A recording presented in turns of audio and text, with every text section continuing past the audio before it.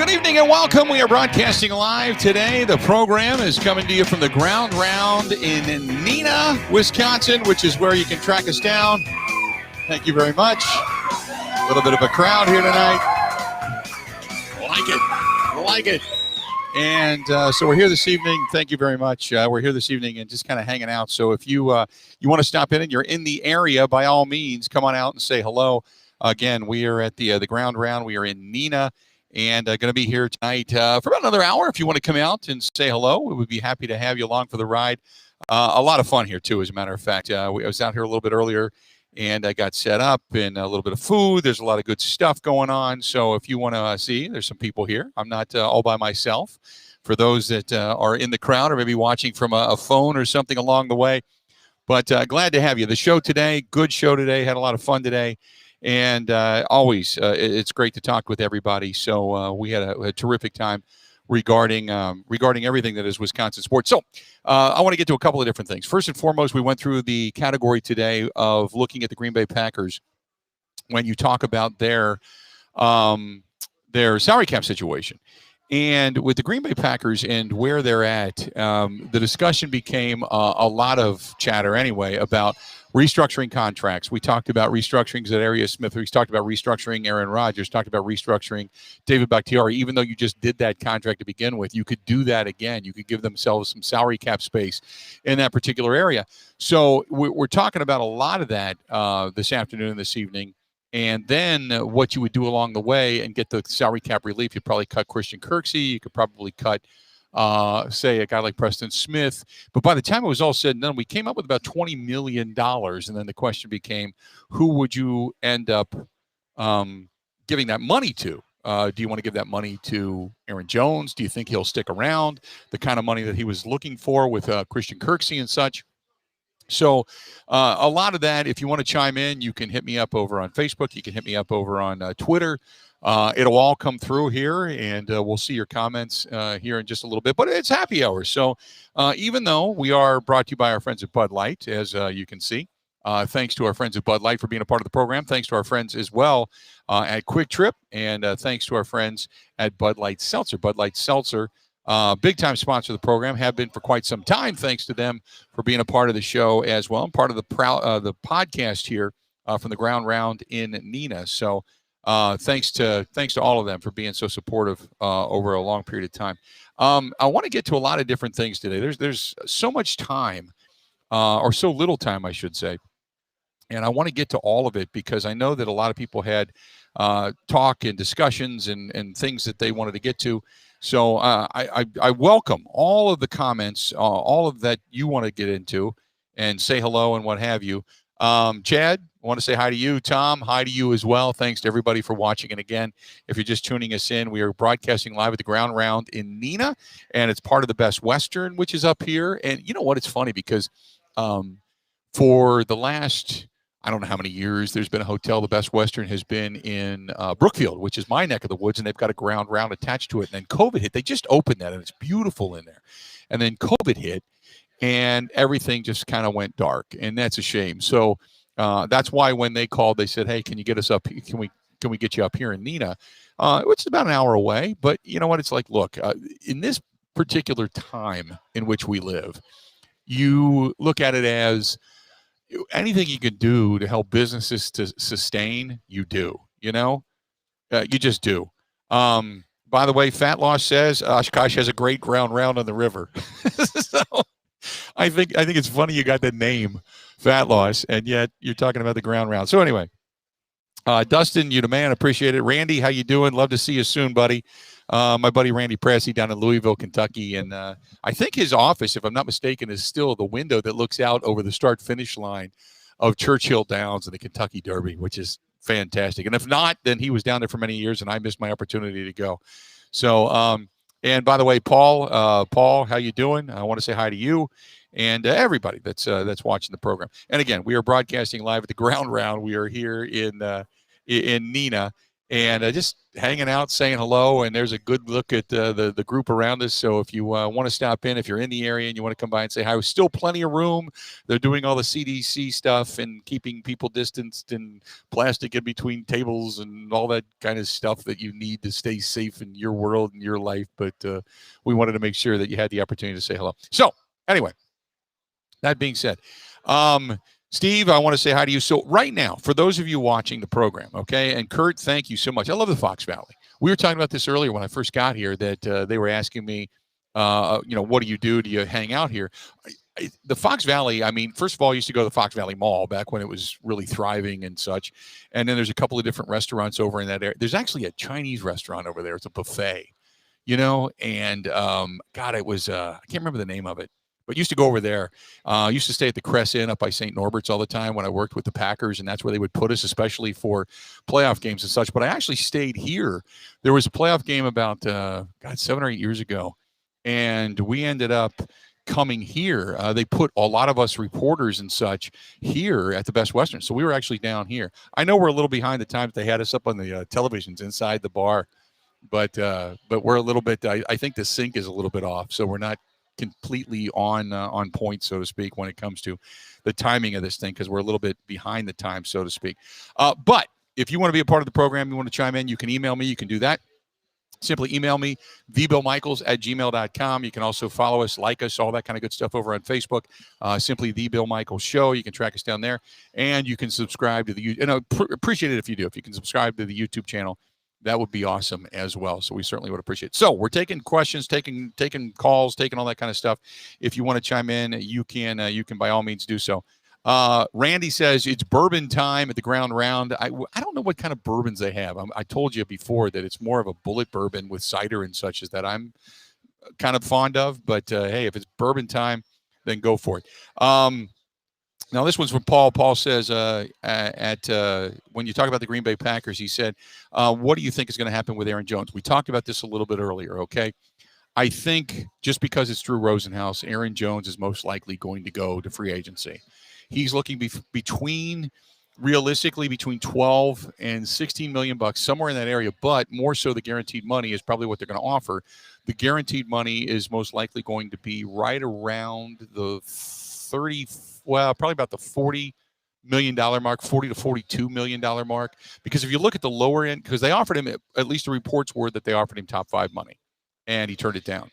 So if you look at some of the guaranteed money, Ezekiel Elliott money, he's not going to get. Ezekiel Elliott got $50 million. That's not going to happen. But if you give him between 38 and 40, 42, I think that's probably the ballpark that they're looking at. And that'll put you in, depending on the length of the contract, that'll put you in about the $13 to $16 million a year if you shorten the contract. So my opinion is when it comes to Aaron Jones, that Aaron Jones most likely not going to remain with the Green Bay Packers. That does, though, open up the door to keep Corey Linsley. Again, if you go through and you start to restructure some of these deals, you sign Aaron Rodgers to a contract extension. You can restructure David Bakhtiari's deal. He's young enough to be able to do that. You restructure Zadarius Smith's deal and extend that out a little bit, and you're going to save quite a bit of money. You cut Christian Kirksey, you cut Dean Lowry, you cut a couple of other guys that we had discussed earlier today. You're going to give yourself about $20 million under the salary cap. You should be able to keep Corey Linsley with that kind of money. You could franchise, and I got a couple of people asking about franchise tag. You could franchise tag Aaron Jones if you wanted to do that.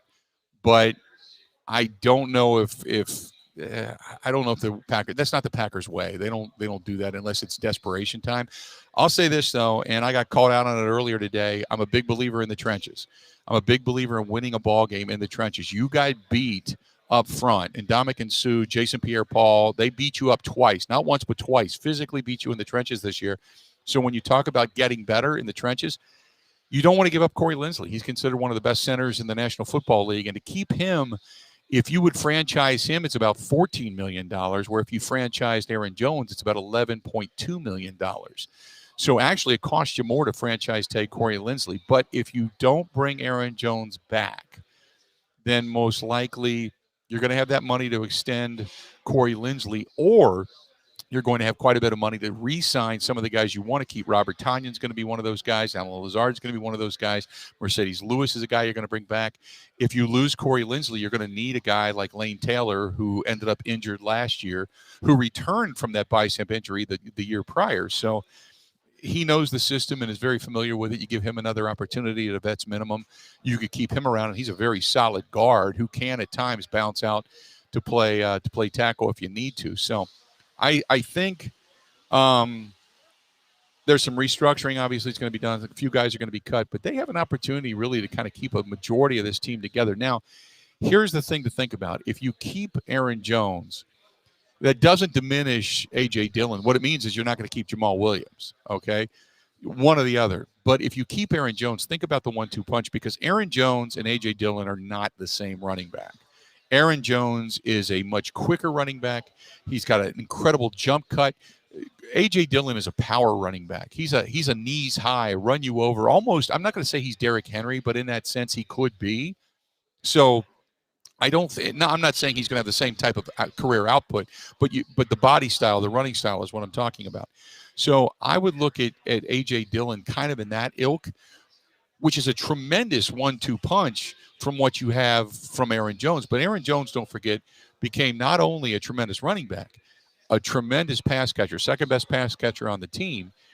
And if you've ever watched a game, okay, and when you're looking at the screen, you watch the ball 90% of the time. Watch it. Go back if you tape them or put them on DVR or what have you. Watch games in which Aaron Jones was just standing there blocking for Aaron Rodgers and picking up blitzes. He very rarely missed, and a lot of times he had guys coming that if Aaron Rodgers, and I said this earlier today, if Aaron Rodgers gets hit, he's still trying to find his chiclets all over whatever playing field he would have been on, because Aaron Jones saved him more than a few times. And he became a great outlet pass. So I think Aaron Jones is incredibly versatile, but because he's been so versatile, but because he's been so good and he's progressed and he stayed pretty much injury-free over the last couple of years, I think he's going to earn a lot of money on the open market, unfortunately. So that's just me. Tom says, got to win in the trenches. Absolutely. Joe says, we all believe Jones is gone, and I unfortunately agree with you. This one's from the King R, who says, have you seen Baseball Prospectus prediction for the 2021 season and them picking the Brewers going 89-73 and winning the National League Central? We talked about this today. I right now give the Cardinals the nod. If you look at their starting rotation, it's solid, okay? And then you've still got Goldschmidt, Arenado, who they just picked up. They're very, very solid. But the Brewers, ESPN did the breakdown of all the pitching rotations in Major League Baseball. The Brewers are the 11th best, according to sabermetrics and statistics and the way they run these formulas, the 11th best rotation in baseball. The only one ahead of them out of the National League Central is the St. Louis Cardinals. So the Cardinals have a really good rotation. It's going to come down to who hits the ball. With Lorenzo Cain coming back, Christian Yelich, if he returns to form, Colton Wong is going to give you between 255 and 275. He kind of falls into that category, more around the 260, 263, 265 mark more often than not. But he's got some pop to his bat. And playing at Miller Park, he's going to probably give you a few more power numbers, a few more home runs. But I'm excited. I really am, because Orlando Arcia, last year, his defense, I think, was affected because of his offense. I don't think it was what it needed to be, because his defense he's never been a shoddy defender. And last year it was kind of shoddy. And maybe it was because he had Keston Hiura alongside him. I don't know. But Keston Hiura was not a great defender. Putting him over at first base, all you have to do is scoop and catch. That's it. Scoop and catch. And you're going to be good to go. And if he can do that, he doesn't need to be a 6'4" giant over there. As long as he can scoop and catch and maybe give you the offensive numbers that he gave you when he first came up as a rookie. Boy, you talk about a powerful lineup with Yelich, Cain, Colton Wong maybe leading off, and then Keston Hiura maybe batting behind Christian Yelich. Your top 4 or 5 are going to be really, really solid. And then what you do with it from there, we'll have to wait and see. But I'm excited for baseball. You know what I'm excited for? I'm excited for if there's fans in the stands. I'm excited for getting back to Miller Park. I'm excited for getting back to the smells and the taste and tailgating and sunny days and even some of the warm summer evenings when you're down there and you're waiting for the game to get underway. I'm excited for all of that, and I hope we get that. As a matter of fact, I was on my way up here today. We're broadcasting at the Ground Round in Neenah, by the way, and I want to make sure that you know where we're at. And a tremendous place, a lot of fun. there's a shot of the crowd. So if you want to see everybody walking around, people coming in, sitting down, and that kind of thing, um, and I'm on in the background. How about that? So there we go. Um, but anyway, I am excited for Major League Baseball to be back. But I was on my way up here today, and I was talking with the gang over at Road America. And don't forget, they have the Cup Series coming here this year on July 4th. So not only do you get the Xfinity Series, you're going to have the IndyCar Series in the middle of June. Then a couple of weeks later for the 4th of July Spectacular, they're going to have racing going on. You're going to have the Xfinity Series and you're going to have the NASCAR Series, which I'm extremely excited about. This is what they've been pining for, and race fans in Wisconsin have been pining for a long, long, long time. Now you got it.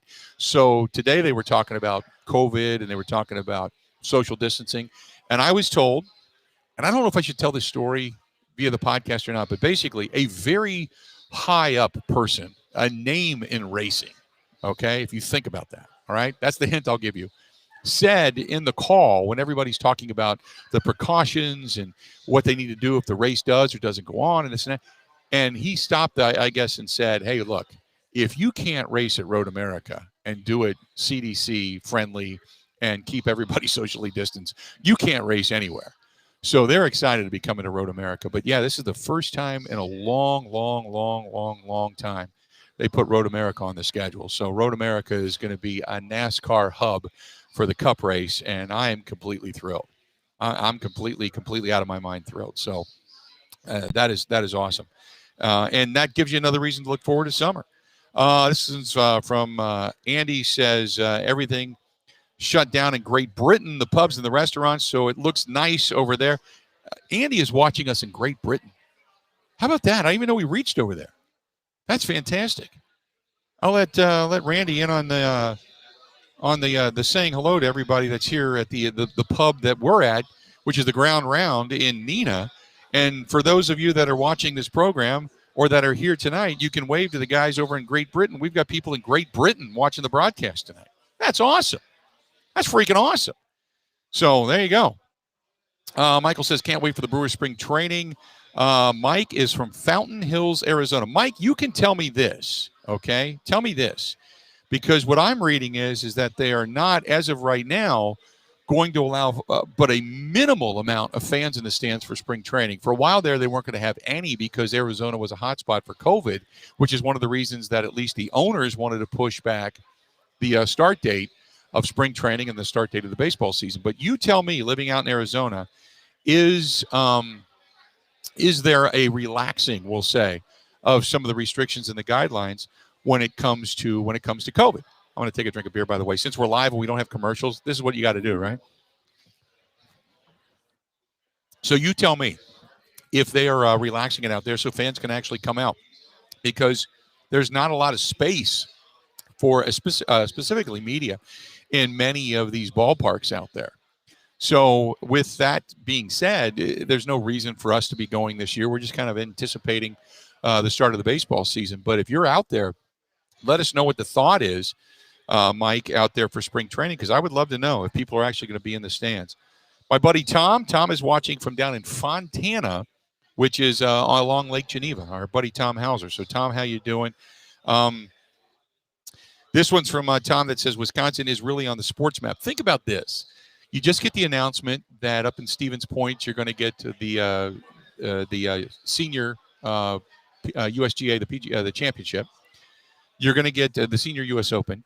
You've got the Ryder Cup coming. You've got NASCAR coming. You got IndyCar coming. You've got hopefully the Packers will be back fully going into training camp this year. The Brewers are getting ready to start back up. You got a lot of good things going on right now. I know they pushed back Summerfest, but I think that some of the outdoor festivals, what is it, Country Thunder, I think, has said that they are going to go ahead and open things up, and they're doing that. There's a country event called Country in the Berg in Cedarburg, Wisconsin. I think they allow 5,000 to 10,000 people in for this thing, and it's called Country in the Berg. Just look for it on the internet.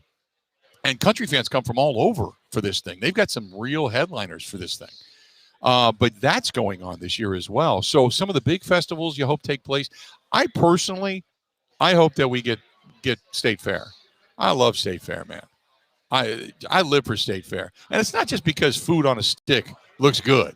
You can put almost anything on a stick and eat it, right? But I just love the people. I love that. I mean, as much as I love Summerfest and the outdoor concerts and such, I love State Fair. There's just something different about State Fair. So, and we broadcast there all the time.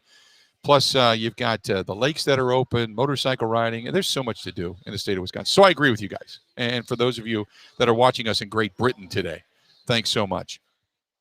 Mike says, watching in Milwaukee, good to hear you. Excited for baseball, hoping for Justin Turner's signing, but not holding my breath. Just feel it would be a solid signing. That would be tremendous. I think the Colton Wong signing that's it for Milwaukee. Now, if Turner isn't signed in the next week or so, as pitchers and catchers report, we're only, 5 days away from pitchers and catchers reporting? I mean, that's usually something that draws the heart palpitations for sports fans, because then the boys of summer right around the corner, and warmer weather is going to be here soon. We're not going to see warmer weather for a while. I mean, and by warmer weather, I'm talking 50s and 60s and 70s. I mean, warmer weather to us right now is if it gets above 20, we're like dancing in the streets, for God's sakes. So, no, I completely agree with you. I'm fired up for all of that. Michael says State Fair is great. Andy says I'm hibernating. And Michael out in Arizona says limited seating, 500 to 1,000 people. The towns were trying to push back the start of spring training to increase capacity, but Major League Baseball said no. Well, the Players Association said no. The owners wanted to say yes, but the Players Association said no. We're going to get it started. We're going to get it on time. We want to get in all our games. You know why? Because they want to be paid. They want to get paid for it.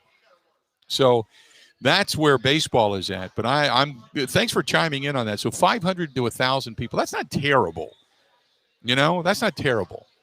But it's when if you've never been to spring training and you get a chance to get a seat that is in the sun for a while, and then as the sun goes down, it puts you in a little bit of shade because otherwise you'll just burn up out in Arizona. But if you get a chance to go to Arizona, American Family Field, since they renovated, absolutely beautiful. But the thought of going to Arizona, especially if you're a baseball fan, go to as many stadiums as you can in whatever period of time you're there. I mean, Talking Stick, which is where the Rockies and such go, that's beautiful out there. It's an unbelievable place. I think it's Rockies and Diamondbacks.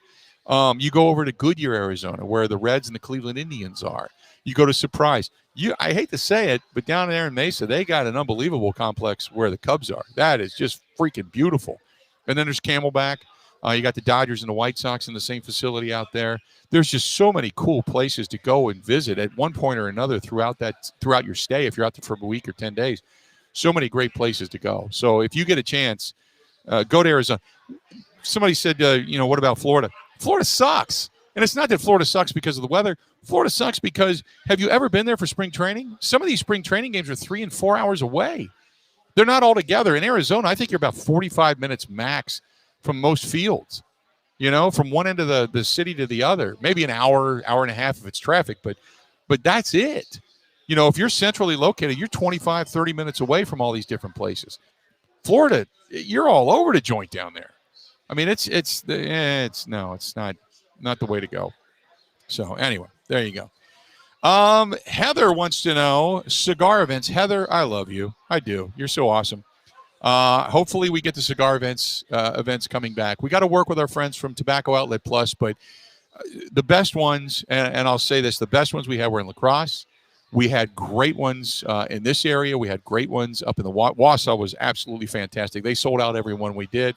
Had the good golfing event down in the Milwaukee area at the Ironwood Golf Course. So I would love to get some of the cigar events going again. We're going to try to do that. As a matter of fact, there's a private club in Milwaukee that was asking me to do one.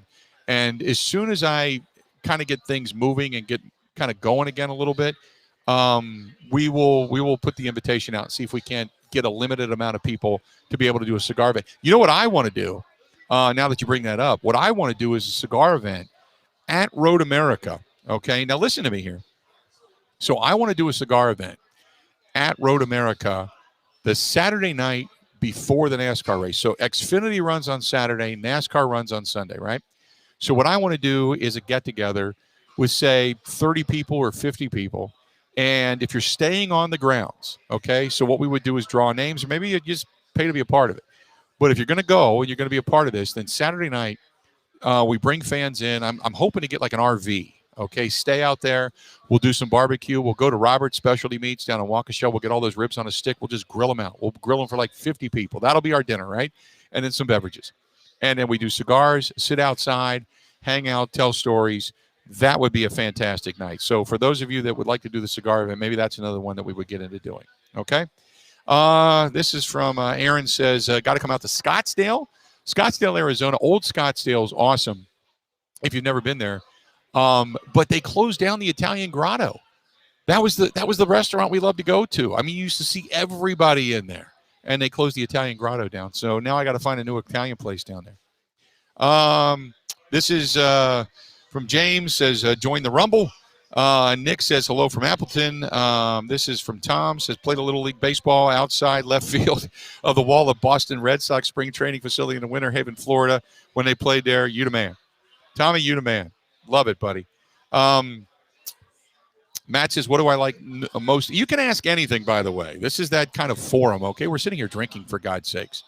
So it says, what do you like most about the new gig? God, that's a great question. So as you can see, I'm not alone. Got a group full of people hanging out with me today, and that's awesome. So the people are here. But what do I like best about it? God, let me think about that for a minute. I love the freedom to do this. I love the fact that I'm working permanently from home. I love the fact that I've opened my own company. I never lost a passion for radio to begin with. I think radio is the most intimate medium there is, short of maybe something like this. But radio, think about it. Radio is something that you listen to when you're jogging, when you're mowing the yard. Radio is something that you listen to on the way home from a game, when you're emotional, when you've got a great high or a great low or an anger or a jubilation. I have been able to do some of the neatest things in the world. I was on the field in Dallas when the time wound down and the Packers won the game, won the Super Bowl. And so you're there and you see all the ropes and everything behind the scenes as they get ready to set it up. And then you're walking onto the field and you're talking to Donald Driver, and Charles Woodson's in the sling, remember? And I got a chest bump from Charles Woodson, and then the confetti starts going off, and you're right there. You're right next to him as they're accepting the Lombardi Trophy. And the confetti's flying. And I got to put that video up. I promise you I'm going to put it up at the next podcast, where I'm standing there and I've got the camera way up above my head, and I'm videotaping everything because you just want to take it in. You know, you just want to understand the moment that you're in, because God knows it may never happen again. You hope it does. You know they got opportunities, but it may never happen again. So I'm sitting there and I'm filming this, and here comes Ron Wolf. And I'd seen Ron. I'd interviewed Ron. I knew Ron, and he gives me this big bear hug and knocks the camera out of my hand. You can see the camera just kind of go dark after that.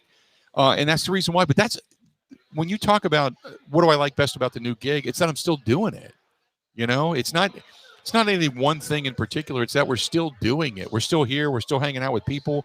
We're still hanging out with people that want to come out and spend a little time with us and see what's going on. I mean, this is what it is, you know. Take a look around. You know, it's not just me sitting here in a bar all by myself. I mean, people came out.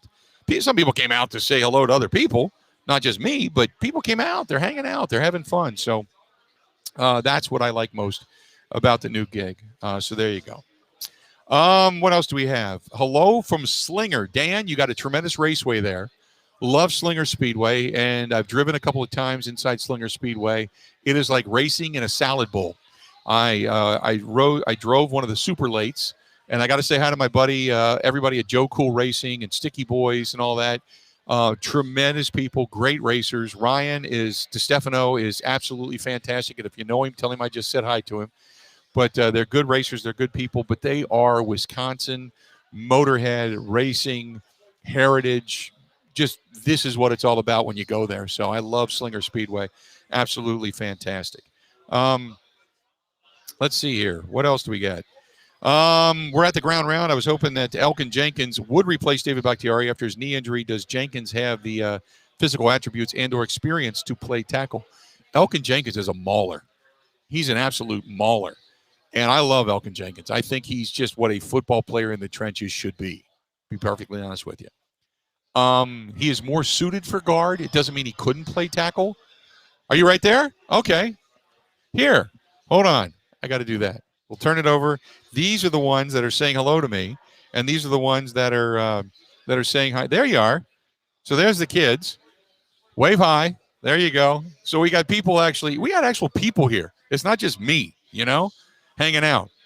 But we got people hanging out with us today. So that's always good. Grandkids? Is that grandkids? We're on delay. So in about 5 minutes, they're going to go, oh, yeah, that's the grandkids. There you go. Wave, guys. There you go. Awesome. Just to pan around. There you go. That's what's here at the ground round. A lot of people here today. That's good stuff. There we go. Okay. So anyway, getting back to the Elkin Jenkins question.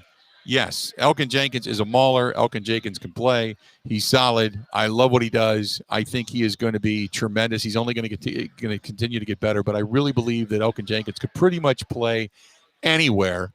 But I love him as a guard. I really do. I not that I think Billy Turner is the end all be all when it comes to the right tackle position. But you have to think of it this way. You may not get David Bakhtiari back until October. So, or maybe even November when you look at the injury. So if he takes almost a full year to recover, you're going to miss him for 4 games in September, for 4 games in October. You're halfway into your season before he may come off of the list. So you better hope that you have enough depth. That's the reason that maybe, just maybe, you end up with Corey Linsley staying and being paid as opposed to Aaron Jones because of your depth at that offensive line position, quite frankly. So, the Kinger says, who do you like in the Daytona 500 this Sunday? Oh, that's a great question. We're going to talk about it tomorrow. You know what? I haven't even looked at the depth of the 500, to be honest with you. Usually you can look at some of the mainstays. I love Joey Logano. I think he's fantastic. And I really like him as a competitor. So he's a nice guy to kind of root for. But I got to take a look. We're going to talk about it tomorrow on the show. Our buddy Steve Zocchi from RacingNation.com and from the Final Inspection show for a long time that aired on my former station. He's going to be there as well. No, they're not all cardboard, Jeff. They're not all cardboard. I swear to God. But I look. That's a good question. I don't know. Another one here, and this is from Wisco Dave. He says, "Where were you 20 years ago?" I know why you're asking that question. 20 years ago, I had started watching the Daytona 500 down in Miami. We were coming off of a cruise ship, and they were doing the introductions. And then we got on the flight and we flew back. Now, during that flight, the race was going on and on and on. So as we were exiting our flight, we're coming up through the bars, the bars at Mitchell International, and you're walking up through the corridor, coming up to go get your baggage from baggage claim, and you can see the race. And I think there was maybe 20 laps or something like that left in the race. And so I grabbed the bags real quick. I went and got the car, and I'm listening to the final laps, right? So, and I was married at the time. I picked up my wife, and we're heading home, and I'm listening to the final laps. And as they come around, and Waltrip's coming around, and then you hear, you hear the crash, and Dale Earnhardt into the wall. And then it was a very little comment in the radio broadcast that said, and he hit head on, those can be dangerous. So you just kept going. It didn't look like a bad wreck, and on and on and on. And Waltrip is the winner, and so you're kind of like, okay, great. But then I just was listening because I wanted to hear them talk about Earnhardt, because Earnhardt was he was basically giving Waltrip the green light, go win this thing, because I'm not going to be able to do it. So then they said in a very somber voice, they have brought out the black cloth. Now, if you've ever been in a race, the black tarp is when they put it up around a car because it's a pretty serious injury, okay? And it's never good. Okay, they don't bring it out to say, hey, it blew his pants off. They don't do that. They bring out the black tarp when it's pretty serious and the crash is not the most desirable. So I was speeding home, and they say they're pulling Dale out of the car. He's being placed on a stretcher, or a gurney, and being put in the ambulance, and he's going off to the hospital. and such. So I raced home. I wanted to see what the announcement would be, and I'm hoping that he's okay, or maybe he broke his leg or had a compound fracture, something to that effect. And then they made the announcement, that Dale Earnhardt Sr., the Intimidator #3, had passed away, and it was just stunning. It was like the only equivalent I could give you would be as if Brett Favre died on the field. You know, I mean, you're just sitting there going, you can't believe it. You were stunned. So 20 years ago, that's what it was. Is I was flying home from a cruise. I jumped into my car. I heard the crash. I raced into the house, brought the luggage in real quick, just kind of threw them upstairs, and then I turned the TV on. And then I was sitting in front of the TV watching when they made the announcement that Dale Earnhardt Sr. had indeed passed away. I will say this. Since 2009 in NASCAR, they have not had a death. So think about that. Between 1989 and I think in 2001, I think 8 drivers had passed away. But since 2000, and I believe it's either 2004 or 2009, I think it's 2009, they have not had a driver death, knock on wood. So what they have done to the cars, what they've done for some of the safety, the Hans device, which obviously, had he been wearing that, may have saved his life and prevented him from, crashing full chest into the steering column. So, yeah, that's pretty surreal, man, when you think about it. There's a few things in my life that I'm going to remember when it comes to something as somber as that. And one of those is going to be Dale Earnhardt. Obviously, you look at your life and you say, okay, 9/11. I go back to the days of my parents and grandparents. Everybody knew where they were when Kennedy was assassinated. Everybody knew where they were when Elvis Presley died. And everybody knew where they were the day that Pearl Harbor was bombed, going back to my grandmother's days. And I always equate those incidents in my life to what it is that they had gone through and maybe how they felt. But yeah, that type of day, it's a lot of money. And as my buddy Randy says, and Randy knows, Randy was a part of this for a long, long time, not only with the state fair, but he's done many, many, many different venues. He said spent over $1 million on safer barriers at the Milwaukee Mile after that. So, and the safer barrier has something to do with it, because if you hit the wall head on, now they have those barriers, and it gives you a little bit of a cushion. So good stuff there. And very, very thankful for that as well. And you're right. It changed the sport of racing when Dale Earnhardt, and you hate to say this because you don't ever want to see somebody pass away, but what Dale Earnhardt meant to the sport, not only as a driver in his life, but as a victim in his death, meant so much to the sport of racing. It's almost incomprehensible. Because if you don't have his death, you don't have Hans device, you don't have safe walls. You don't have all of that, because they did that after they lost the sport's biggest name. I mean, that would have been the equivalent of, say, Richard Petty passing away in an accident. That's how big Petty was. So you're absolutely right, 100% correct. And Randy, great to see you again, man. This is from Devin, who says, getting back to the Packers, you can find a running back. You need an offensive line. I would take Corey Linsley over Jones 100% of the time. Let me ask you this. Okay, now think about this question for real quick. When was the last time the Packers had a running back of the ilk of Aaron Jones? And when was the last time the Packers had a center the ilk of Corey Linsley? You can go back to Flanagan. You can go through numerous guys that they've had that have played pretty well at center. But to find a running back like this, Ryan Grant at the peak, maybe. I don't think Ryan Grant had nearly as good as Ryan Grant was very, very good. Don't get me wrong, but I don't know if Ryan Grant had as good of hands as Aaron Jones does. Dorsey Levens. Amon Green. Amon Green, maybe. You can look at Amon Green and go, oh yeah, but that guy was bigger, thicker, durable. Now, I don't know what Aaron Jones, what kind of career he's going to end up having, but we all know once you hit 30 as a running back, the sabermetrics say, for all intents and purposes, your legs are gone. You've lost that little extra gear. So I don't know. I don't necessarily agree with that.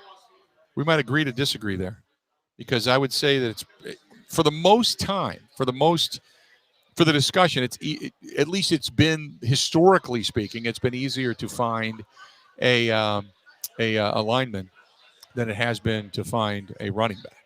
Okay. Sean says, "Hey Bill, did you know that in spite of the strong criticism of the COTs, the Gen 5 car handling characteristics and the racing styles that it created, it also produced one of the most competitive periods in NASCAR history. The first 4 Car of Tomorrow, the COTs is what it means, Car of Tomorrow, back in 2007, produced more quality passes of a top 15 car under green flag conditions than their 2006 counterpart. From 2007 to 2012, 28 different drivers scored a victory in 196 races, including several first-time winners." Sean, holy crap. That's a lot of statistics for racing, man. You either like a huge race fan or you're like Rain Man of racing or something. I did not know that, but I knew the Car of Tomorrow was met with a lot of disdain early on. They hated it. And then they started tweaking it, and it got better and better, and now you see what we've got. And you're right. It's been very, very exciting. The racing has been exciting. Here's the thing with Paul Horning was the last time we had a really good running back, John says. No. Oh, unless, of course, you're talking about you remember where you were when you heard somebody had passed, because Paul Horning obviously had passed this year as well. But no, I have not gotten that deep into racing. But what I do know is also you've lost a lot of stars, and not so much lost in the sense of Dale Earnhardt lost, but a lot of guys are retired, So that's part of it. That's part of the racing, man. You talk about that period of time, the end of the 90s going into the early 2000s, racing was just crazy. And now the money involved in racing, it just keeps so many people from doing it. This is from Jeff, who says, "Do you see TJ Watt coming to the Packers?" TJ Watt? No. You mean JJ? JJ Watt? It could happen. The question becomes this: how much of a value is it if he can't give you a full season and he's not 100% healthy? You almost I said this earlier today. Now think of this. The storybook would be this: if he comes back and he is able to that was a little earlier, I wanted to show you that. If he comes back and he is able to be his normal JJ Watt self, okay, and he wins a Super Bowl with the Green Bay Packers, going all in, pushing your chips to the middle of the table, that's the end of the storybook. It is a guy that went through the hurricane in Houston, did all the humanitarian stuff, gave his body, gave his heart, gave his blood, gave everything to that franchise. The franchise then, with Bill O'Brien, just got decimated by stupidity. So he gets out of there. He comes back home. And I live a stone's throw away from where Pewaukee High School is. He comes back to Pewaukee High School after he's able to win a championship and hoist the Lombardi Trophy for kind of the full circle of life, if you will, when it comes to his football career. That would be perfect. And that would be something you want to grasp. Thank you very much. That would be something you want to grasp onto.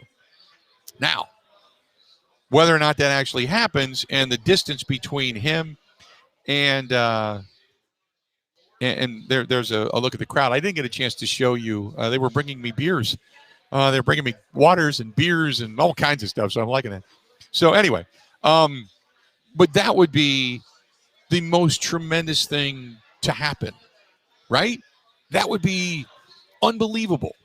That would be like, when that would happen, not only would you feel good for Aaron Rodgers and his legacy, and I want to get into that in this minute, but that would be a pinch yourself moment. Packers fans will be crying, watching the television, they're in person, whatever it happens to be. They'd be crying with tears of joy if indeed JJ came back and won a championship with the Green Bay Packers. There's so much against that. For all of that to happen, I would love to see it happen, but you have to bring more back than just J.J. Watt. Because you're probably going to cut Preston Smith. You got to figure that out. You got to bring back J.J. You want to bring back Za'Darius. You got Kenny Clark. You're going to need more beef up front. You need contributors right now. You got a big, strong Rashawn Gary. You can mix and match, but you need more beef on that in the trenches on that defensive front. In addition to that, now, most likely you're going to get rid of Kirksey, Kamal Martin, Barnes. They're going to be able to fill the bill, but you need depth. So you're going to draft another linebacker. You need, most likely, to replace Kevin King. You need another corner. So you've got needs. All right. In addition to the depth issue, because the special teams kind of sucked, you've got needs. Then you go to the offensive side of the football. Can you bring back Mercedes Lewis, Robert Tonyan? Those are your guys, okay? For as much as you want Jay Sternberger to work out, and you hope he does, he's a depth guy at this point, all right? And then, the other contract I would restructure or assign to a long-term extension, Devontae Adams. You're coming into the last year of his deal. Devontae's going to make some jack. So I would redo Devontae Adams and restructure that to be very cap-friendly this upcoming year as well. So you do that. Now you need to figure out your running back position. Are you bringing back Aaron Jones or not? Are you bringing back Corey Linsley or not? And then your depth issue. If you don't bring back Aaron Jones, you need that scat back. Okay? You can't get it done with just A.J. Dillon and Jamal Williams. I'd love to say you could. I just don't know if you can. I don't know if it's really realistic to think about. So I don't think they're that far away. But I also think that it's going to take a really good effort, smart effort, and a throw caution to the wind type of effort from Brian Gutekunst to be able to get it done. Okay? Let's see here. This one is from Michael says, man, you're bumming me out with your logic, but damn, it's true. I'm not trying to bum you out, Michael. I'm just trying to tell you the truth, man. That's what it is. So, again, we're broadcasting live here at the Ground Round. We are in Neenah, and we are so glad you're here with us. For those that are in the house, we are so glad you're on board. And also for those of you watching, listening, wherever it is you are, whatever it is you're doing, thanks so much. There's a look around again for all the good people here. We are brought to you also, but I can't say thanks enough to our friends at Quick Trip. Quick Trip, big-time sponsor, long-time sponsor of the program. They've been so good to us. Thanks to them. Thanks to Mark Meiser and the whole crew over there. Hopefully we get Tobacco Outlet Plus back on board. We do some of the cigar dinners again as well. Got to say thanks to our friends at, and if you're here tonight, Bud Light. You can pick up Bud Light at Quick Trip, or you can pick up our friends from Bud Light Seltzer. Bud Light Seltzer, another proud sponsor of the program. So thanks to them for being a part of all this as well. So we got about 10 more minutes. I want to hang out. I got it started a little bit late today. A couple minutes late, so we'll go a couple minutes long. Okay, we'll give you a little what's called the bonus plan. All right. So as we get back into the discussion. So this one's from Dave. Dave says, "Hey, I want to talk to you about the Milwaukee Brewers and about the Bucks. Give me your thoughts on the Bucks." Is the coach on the hot seat? When it comes to Budenholzer and the Bucks, I think there's a lot of people that have become Bucks fans because of Giannis, because of the Fiserv Forum, because of the upward trajectory, because of the back-to-back MVPs. There's a lot of positivity there, okay?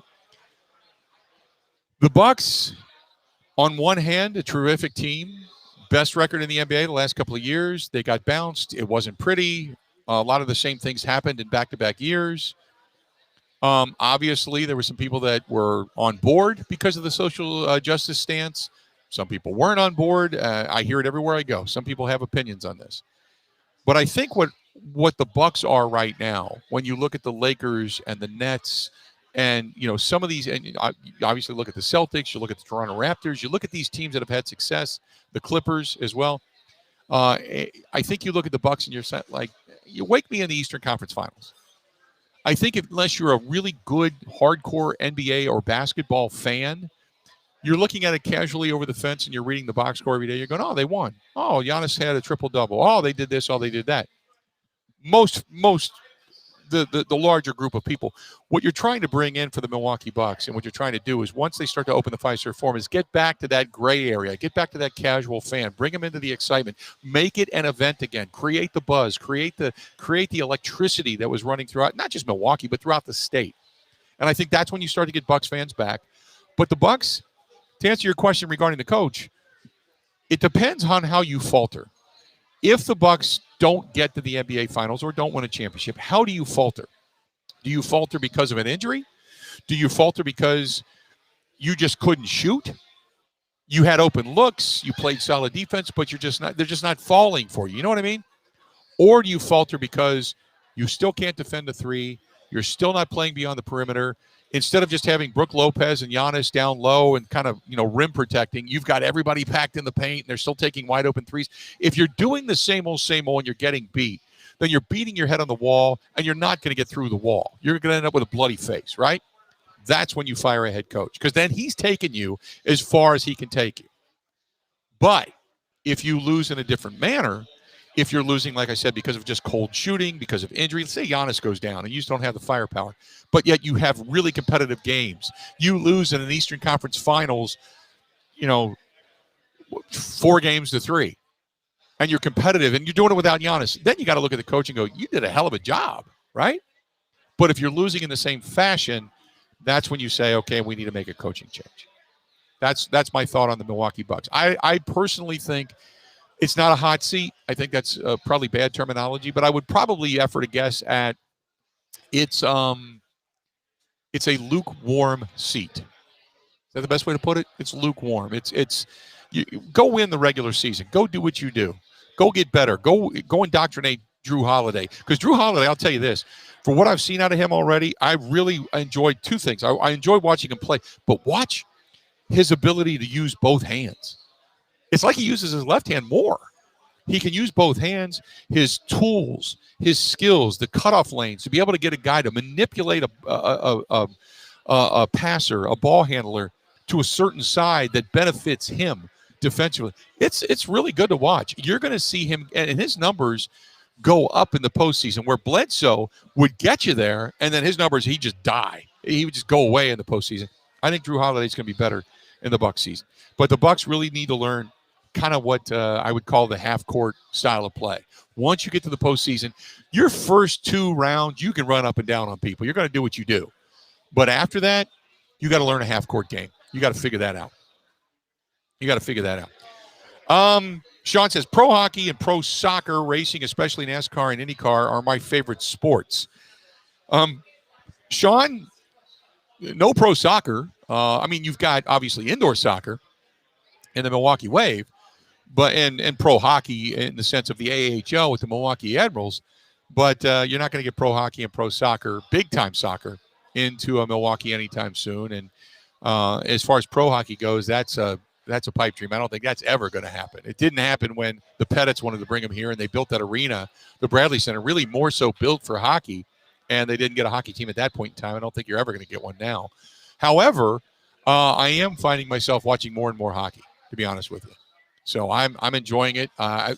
You talk about 2 commissioners in Bettman and Silver who have really been able to figure it out when it comes to labor harmony, with players and owners, and they've actually worked for the betterment of the game. Now, I don't agree with everything Silver has done, but I think he has been an unbelievable ambassador for the game of basketball. Okay, he has done things in many different facets extremely right, and he did it without total caution and concern for angering an owner.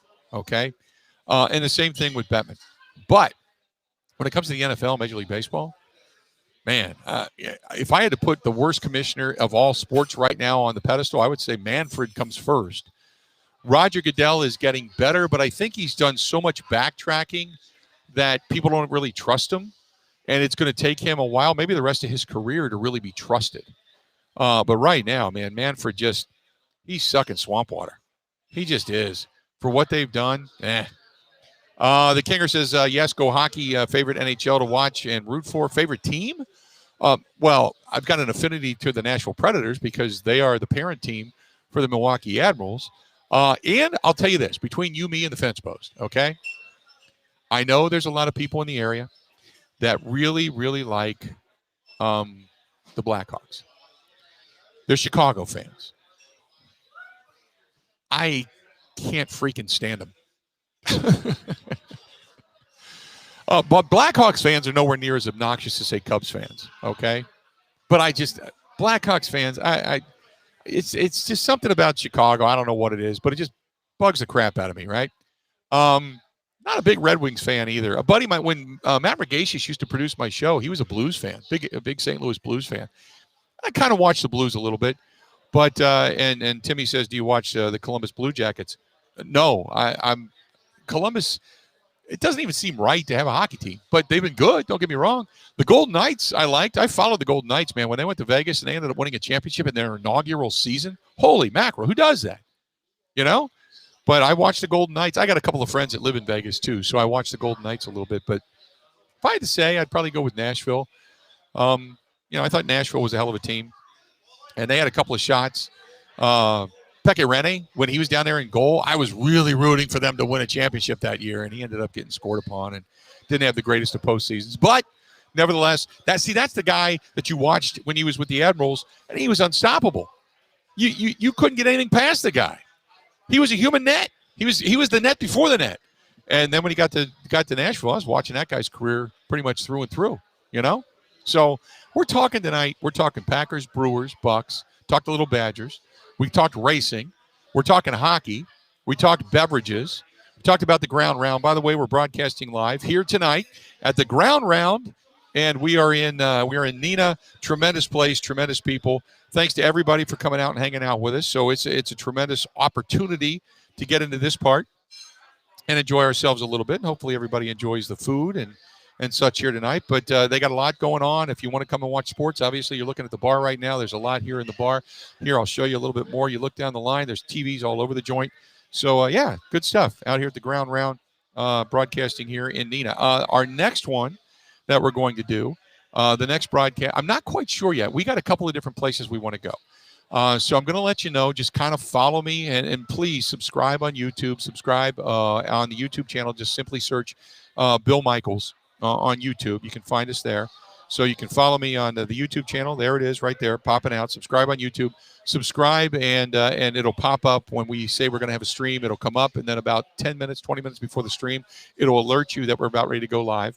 You can also follow us on Facebook and track me down there. Go to facebook.com/The Bill Michaels Show, the blue check mark. That's a great place to pay attention. If you ever want an email and shoot it to me and ask where we're going to be next, or if you want to have us come to your venue, email me, thebillmichaels@gmail.com. That's thebillmichaels@gmail.com. And we would be happy to see if we can't set something up. We got softball tournaments getting a hold of us. We are going to be, this is where we're going to be this at State Fair. Provided we have fans, we're going to be at State Fair this year at the Goose Island Ale House. We're going to be at Wednesday Night Live at the Budweiser Pavilion. We're going to be in the pits at NASCAR. This year, doing the podcast, doing the live stream. We're going to be there for the Indy races this year. We are going to be, hopefully, we're going to be one of the big station center stage when it comes to the Ryder Cup and bring you some of the Ryder Cup participation, at least in the media center. So we're going to be a part of that. We're hoping to be again up by training camp. We're hoping to be this year for Packers postgame, Brewers postgame. Hell, I might do one of these. I've got the power now to be able to do one of these in a parking lot at Lambeau Field for a tailgate, for God's sake. So wherever something's going on, that's where we're going to be. So we hope you can follow us around in many of these situations. But a couple more minutes. So I don't want to shortchange you because I told you we'd do it for an hour. We started a little bit late, so I don't want to shortchange you. So let's do this. Let's answer a few questions. Randy, Skyline Chili in Cincinnati. Meet you there. I love Skyline Chili. Randy, I had let me see here. At a buddy of mine, he owns a Skyline Chili out near Rybolt Road in Cincinnati, the furthest western portion of Cincinnati area, considered in the Cincinnati area that has a Skyline. But then you can get it in Harrison. You can get out in Indiana and St. Leon. You can get it out in Indianapolis. They have one in Indianapolis. On the outskirts of Indy, just before you get on 65 to go north to Chicago, they have a Skyline there. So I try to hit all of them, to be honest with you. But, oh, my God, so good, so good. What else do we got? This was from Jane. Jane says, when are you going to be in the Green Bay area next? I was at when we went to Prohibition. You were at the cigar dinner of Prohibition. I love Prohibition in Green Bay. That's a really cool place. Really cool place. One of the other things we want to do, we want to go to some places we've never been. I would go back to Prohibition in a heartbeat. But I want to also do some places we've never been before. Some good bars, some big places, big venues, and I want to go to some just crappy bars where everybody happens to know your name and you walk in and sit in the corner, that type of thing. That we want to do that as well. So wherever there's beverages being served, we'll show up. What else do we got? Bruce says, you think the Bucs are going to part ways though if the Bucs do not make the finals? Again, it depends on how they go down. It's easy to say, yeah, if they don't make the finals. But how do they lose? Again, I go back to, is it because Giannis goes down with an injury? Is it because they just go cold shooting? Or is it because they still can't defend a three? They still don't play defense beyond the perimeter? But I'll say this, and you got to pay attention to this. If you're an NBA fan, watch other teams play defense in the NBA. Very few of them play the arc. You know what I mean? They don't play to the three-point line very often. Usually if you hit, you hit. You just got to battle three-point for three-point with whoever's hot at that time. There's not a lot of teams that play defense because they're chucking up more threes than ever. So you can't play defense all the time beyond the arc. But I will say this, what is frustrating is when you're packing it down low. When you've got everybody inside the paint with that arm extended trying to defend their man, and you've got Giannis and Brook Lopez in the paint. You got two of the better rim protectors there. Why in the hell are you packing the paint? Get guys out beyond the perimeter. Get guys kind of breaking up pick and rolls. Get guys trying to pick off some passes, some backhanded passes, things like that. That's the kind of defense I want to see them play. They don't do that a whole lot. It's almost what I call a lazy man's. Now, Drew Holiday's all over it, but it's almost what I call a lazy man's man-to-man, you know? So let's see here. What else do we got? One more. Well, we got a couple of good bars. Is that you in Minocqua saying you got some good dive bars there? Got some good dive bars in Minocqua. I love that. Love it. Once again, I want to say thanks to our friends. Bud Light. Bud Light brings you the program each and every time. They're absolutely awesome over there. They've been with me for almost 20 years now. 20 years now. They've been a part of the program. Thanks to Bud Light. You can pick Bud Light up at all the Quick Trips as well. And don't forget Bud Light Seltzer. They've got the new Bud Light Lemonade as well. So plenty of different things that you can grab onto when you're stopping in and seeing our good friends over there at Quick Trip.